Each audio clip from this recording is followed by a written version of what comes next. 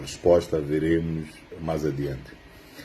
Importa aqui discutir uma questão que tem sido o jargão para que, ao longo de 30 anos de democracia multipartidária, os partidos ou os membros dos partidos que estão na lista dos deputados tendam a ir para a Assembleia tomar posse, em razão de que a não tomada de posse poderia implicar a perda do mandato. É esta a questão que importa discutir.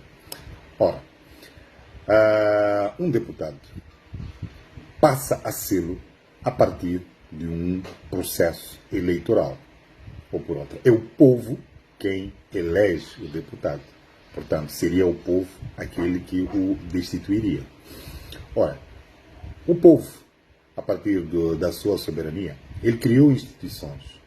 E essas instituições que são órgãos de soberania, um deles tem a vocação de fazer a vez desse povo, que é chancelar esta eleição que este mesmo povo faz. Neste caso, é o Conselho Constitucional.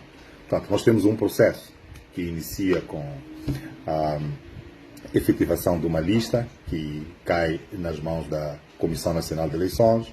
Ela promove todo o processo burocrático ali necessário, documentação relacionada com os indivíduos que se propõem a ser deputados. Ora, tudo visto e conferido, é deliberado e essa deliberação passa a figurar como lei, que é de cumprimento obrigatório.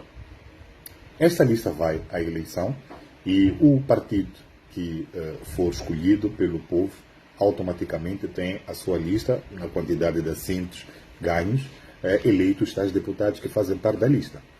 Ora, temos aqui um processo político que, a seguir, por força desta demanda do próprio povo, tem que ser chancelada por um órgão jurisdicional. É aqui que entra o Conselho Constitucional para fazer a vez do povo e chancelar esta lista. Portanto, o acórdão do Conselho Constitucional, que por sinal é irrecorrível em relação a outras discussões, é o instrumento que chancela esta questão de um determinado indivíduo que figura numa lista passar a ser deputado. Então, como é que este poderia perder o estatuto de deputado, ou posição de deputado, por mera perda de uma cerimônia de tomada de posse?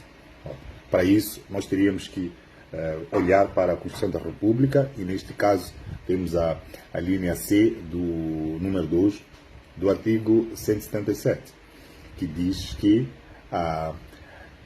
o deputado que não tomar assento na Assembleia da República, ou exceda o número de faltas estabelecido no regimento, perde mandato. Como vê, a Constituição da República não prevê a perda de mandato por falta da posse.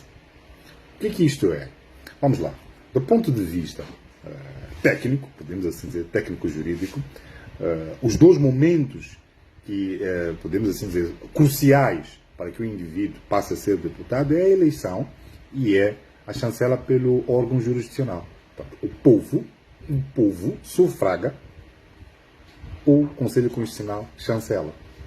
Portanto, não poderia a posse em si ser que, no final de contas, é meramente político, simbólico, não poderia por si demandar a perda do mandato deste deputado.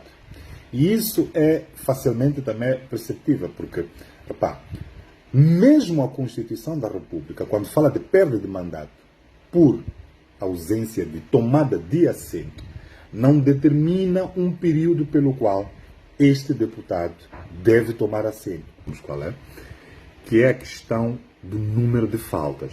Se nós olharmos para a linha C do número 2 do artigo 177 da Constituição da República, diz que a perda do mandato ocorre por dois fatores. Portanto, não tomada de assento, onde não se vê quanto tempo em que deve levar para tomar assento, ou por a questão de faltas.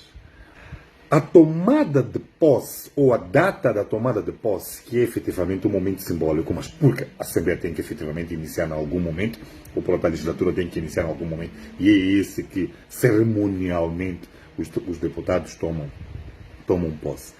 Não é o início da data da contagem de faltas.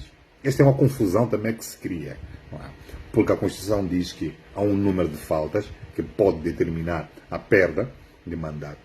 Ainda assim, essa contagem de faltas não inicia com a data que o Conselho Constitucional coloca como início da legislatura. Porquê? A data que pode deflagrar a questão relativa a faltas é a data em que ele toma assento e não a posse. Portanto, enquanto não tomar assento, não inicia as faltas. Ou por outra, a questão relacionada com o número de faltas é regulada pelo Estatuto de Deputados, ou por outra. Só pode ser ativada a questão do Estatuto de Deputado após a tomada de assento. Agora, uma última questão que ainda interessa perceber é: a própria Constituição diz que o Estado subordina-se à Constituição, novamente, como podem ver, e depois diz funda-se na legalidade.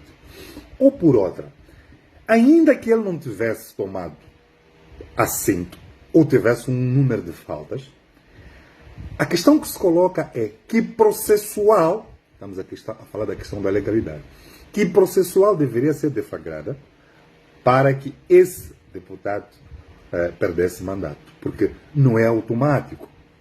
Então, tem que haver um instrumento jurídico, tem que haver um ente que seja interessado legítimo, e podemos aqui depois questionar: quem é esse interessado? Quem é esse legítimo? Seriam membros de um outro partido? Pode um membro do partido Renamo intentar contra um membro do partido Podemos que não tomou posse? Pode um grupo, não é, de cidadãos da sociedade civil demandar contra um membro de um outro partido que não tomou posse? Me parece que não. Porque a única entidade que poderia estar interessada em que esta perda de mandato fosse efetiva é o próprio partido. Porque é ele, não é, que colocou a lista junto à CNE, esta lista que foi chancelada pelo Conselho Constitucional. Ou por outra, se em bloco os partidos da oposição não tomarem posse, os outros membros da sociedade não podem demandar uma processual jurídica com vista à perda de mandato. Ou por outra, chegamos à conclusão de que a não tomada de posse não se justifica a perda de mandato. Portanto, a questão agora que vem é esta: é ou não uma traição? É sim uma traição. Porque o povo está a fazer uma luta. E principalmente para os membros do Partido Podemos. O povo está a fazer uma luta, está nas ruas. Mais do que isso, é que o Partido Podemos, por tudo aquilo que foi a nossa contagem paralela, tem 138 assentos. Qual é a razão de correr para tomar posse de 40 e tal assentos, quando ele merece 138? Por que está a correr para pegar os 40, que não os vai perder, e deixar para trás os 90, que são a razão da luta do povo moçambicano? É a razão do sangue do povo moçambicano. Por quê? Qual é a pressa? A questão remuneratória é relativa, até porque o acordo político havido entre VMC e Podemos, no caso em concreto do Podemos, é que é o Podemos que foi politicamente apoiado, não é, promovido pelo VMC, ou por outra VMC, com investido deste poder popular. O povo, não é, decidiu dizer a este povo: votem no Podemos. Razão bastante para dizer que não ter cargo, não ter salário da Assembleia da República durante algumas semanas ou alguns meses não é perda de absolutamente nada, porque é algo que nunca tiveram. Não é vosso. Então, qual é a necessidade de correr para ter e reclamar uma coisa que não é vossa?